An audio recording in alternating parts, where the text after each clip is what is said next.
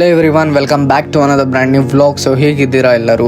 So ನಾವು ಇವತ್ತು ಬೆಳಗ್ಗೆ ಎದ್ದ ತಕ್ಷಣ ಖಾಲಿ ಹೊಟ್ಟೆಯಲ್ಲಿ ಅಮ್ಮನವರ ಮೂರ್ತಿ ತಗೊಳಕ್ಕೆ ಬಂದಿದ್ವಿ. ಇಲ್ಲಿ ಬರೋ ರೀಸನ್ನು ಇದೇ ಇತ್ತು. ಇಲ್ಲಿ ಸತತ 5 ದಿನದ ಪೂಜೆ ನಡೆಯುತ್ತೆ.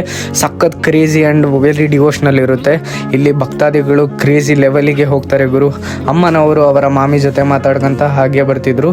ಸೊ ಇಲ್ಲಿ ಡ್ಯಾನ್ಸ್ ಪರ್ಫಾರ್ಮೆನ್ಸ್ ನಡೀತಿದೆ. ಮೀಟ್ ಅವರ ಅಕ್ಕ ಶ್ರೀ ಲಕ್ಷ್ಮೀ ಪ್ರಸನ್ನ.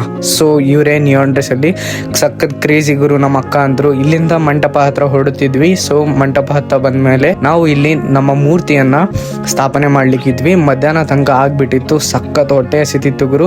ಬಟ್ ಅದರಲ್ಲಿ ಅಮ್ಮನವರ ಮೂರ್ತಿ ಸ್ಥಾಪನೆ ಆಯ್ತು. ಮೂರ್ತಿ ಸ್ಥಾಪನೆ ಆದ ತಕ್ಷಣ ಸಂಜೆ ಪೂಜೆ ನಡೆಯುತ್ತೆ. ಅಲ್ಲಿಂದ ಬಂದು ಸ್ವಲ್ಪ ಲೈಟ್ ಆಗಿ ತಿಂದಿ. ಅದಾದ್ಮೇಲೆ meet my brother is crazy ಗುರು ನೇಮ್ ದರುಣ್ ಅಂತ. ಇಲ್ಲಿ ಸಂಜೆ ಪೂಜೆ ಸ್ಟಾರ್ಟ್ ಆಯ್ತು. ಇದು ಅವರ ಭಕ್ತಾದಿಗಳ ಮೇಲೆ ಅಮ್ಮನವರು ಅವರ ಮೈಯಲ್ಲಿ ಆಗಮನಿಸ್ತಾರೆ ಎಂಬ ಪ್ರತೆ ನಡೆಯುತ್ತೆ. ಅದರಲ್ಲಿ ದೀಪ ಹಚ್ತಾರೆ, ನೋಜೋತ್ ಅಂತ. ಸೊ ಅಮ್ಮನವರ ಸಂಜೆ ಪೂಜೆ ಸ್ಟಾರ್ಟ್ ಆಯ್ತು. ಆರತಿ ಎಲ್ಲ ಮುಗಿಸ್ಕೊಂಡು ಅದಾದ್ಮೇಲೆ ಈ ಗಾಡಿ ನೋಡಿ ನಾನಂತೂ ಶಾಕ್ ಆದೆ. ಯಾಕಂದ್ರೆ ಜನರೇಟರ್ ಇಂದ ಗಾಡಿನೇ ಮಾಡ್ಬಿಟ್ಟಿದ್ದಾರೆ ಗುರು. ಅದಾದ್ಮೇಲೆ ಇಷ್ಟಕ್ಕೆ ಮತ್ತೆ ಸಿಗೋಣ. ಬಾಯ್.